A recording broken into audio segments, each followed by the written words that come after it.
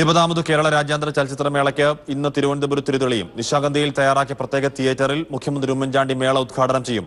തബലമാന്ത്രികൻ സക്കീർ ഹുസൈനാണ് ഉദ്ഘാടന ചടങ്ങിലെ മുഖ്യാതിഥി. 14 വേദികളിൽ 12 വിഭാഗങ്ങളിലായി 178 ചിത്രങ്ങളാണ് 20ാമത് കേരള രാജ്യാന്തര ചലച്ചിത്രമേളയിൽ സിനിമാ പ്രേമികളെ കാത്തിരിക്കുന്നത്.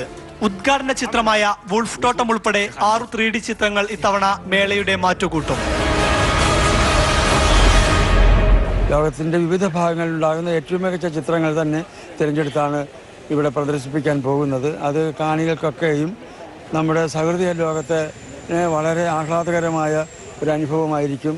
കനകക്കുന്നിലെ നിശാഗന്ധിയിൽ പ്രത്യേകം തയ്യാറാക്കിയ തിയേറ്ററിൽ വൈകിട്ട് മുഖ്യമന്ത്രി ഉമ്മൻചാണ്ടി ചലച്ചിത്രമേള ഉദ്ഘാടനം ചെയ്യും. തബലമാന്ത്രികൻ ഉസ്താദ് സക്കീർ ഹുസൈന്റെ കലാവിരുന്നാണ് ഉദ്ഘാടന ചടങ്ങിലെ മറ്റൊരു ആകർഷണം. ഇറാൻ സംവിധായകൻ ദൈറുഷ് മെഹർജുയെ ലൈഫ് ടൈം അച്ചീവ്മെന്റ് അവാർഡ് നൽകി ആദരിക്കും. സീറ്റ് പരിമിതമായതിനാൽ ഉദ്ഘാടന സമാപന ചടങ്ങുകൾക്ക് ക്ഷണിക്കപ്പെട്ടവർക്ക് മാത്രമാണ് പ്രവേശനമുള്ളത്.